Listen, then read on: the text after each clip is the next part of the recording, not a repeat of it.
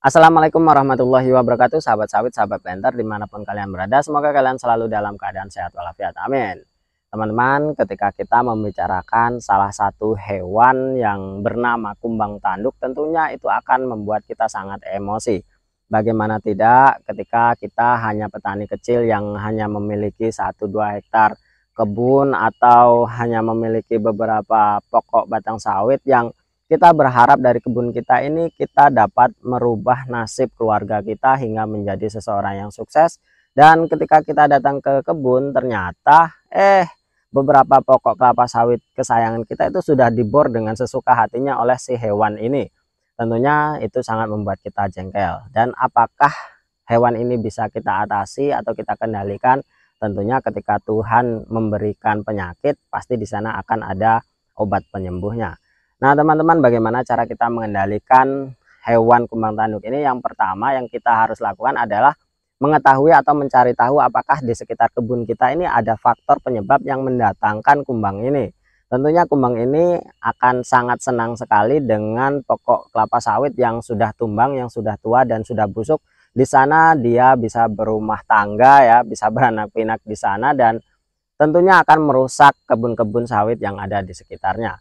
Dan itu hal pertama yang harus kalian lakukan, cari tahu dulu ketika ada, memang ada, atau bekas kalian sulam atau bekas kalian menumbangkan pokok kelapa sawit atau di tetangga kalian, ya lakukan atau koordinasi dengan tetangga untuk membakar pokok kelapa sawit yang sudah tua tersebut sehingga kumbang tersebut tidak lagi beranak pinak di sana. Itu yang pertama kali harus dilakukan, teman-teman. Yang kedua adalah dengan cara melakukan penaburan insektisida. Ini untuk melakukan pencegahan, yaitu dengan melakukan itu tadi, menaburkan insektisida.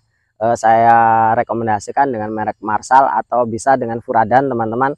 Lakukan penaburan 10 hingga 15 gram di pucuknya. Namun teman-teman, yang harus kita perhatikan, penaburan itu jangan terkonsentrasi dalam satu titik saja ya. Kalau bisa itu setiap pelepah itu harus ditaburkan walaupun hanya sedikit demi sedikit. Dan di sana ketika nanti kumbang datang dan ingin mengebor di sana, tentunya ketika kita sudah melakukan penaburan insektisida tersebut, mereka tidak akan lagi mau mengebornya di sana. Itu hal kedua yang mesti kita lakukan untuk pencegahan dari serangan dari kumbang tanduk tersebut. Hal ketiga yang harus kita lakukan adalah ketika memang pokok kelapa sawit kita itu sudah diserang atau terlanjur diserang oleh hewan kumbang tanduk ini, adalah yaitu melakukan atau memberikan fungisida di sana. Kenapa teman-teman?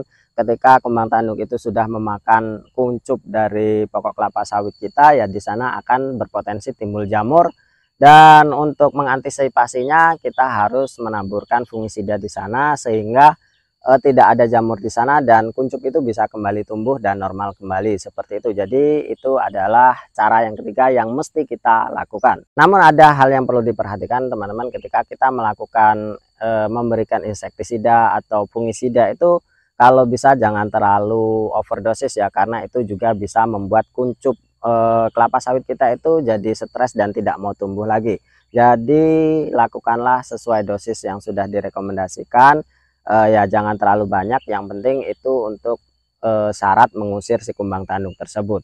Lalu ketika ada kasus seperti ini, saya sudah pernah mengalaminya teman-teman. Ketika kumbang tanduk itu kumbang tanduk betina, dia bisa mengebor itu sampai ke pupus atau sampai ke umbut ya, umbut. Kalau kita nyebutnya di sini umbut, atau sampai ke batang mudanya itu, sehingga di sana dia itu akan berongga dan air hujan masuk di sana dan menghambat pertumbuhan atau bahkan mematikan dari kuncup yang baru.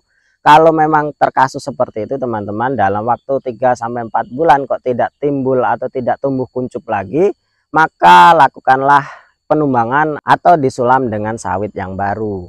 Itu biasanya menyerang tanaman TBM yang masih kecil ya, seperti usia masih 1 tahun atau usia 2 tahun. Kalau memang tidak lagi tumbuh kuncupnya, ya segera lakukan sulaman, karena saya yakin itu tidak akan bisa tumbuh dan berkembang kembali teman-teman. Jadi daripada kita menunggu berharap dia bisa tumbuh kembali, ya sudah, kita buang saja satu pokok dan kita ganti seperti itu teman-teman. Memang resiko bertani kelapa sawit adanya memang begitu teman-teman. Jadi ya kita harus lebih bersabar, karena penumbangan itu adalah opsi yang terakhir. Namun ketika kita tidak memiliki opsi lagi, ya lakukan itu, karena itu yang terbaik daripada kita bergelut dengan waktu dan berharap dia bisa tumbuh kembali ternyata tidak bisa, ya apa boleh buat, itulah yang harus kita lakukan. Yang selanjutnya adalah kita harus benar-benar membersihkan lingkungan kelapa sawit kita, atau sanitasi kebun kita itu benar-benar terjaga.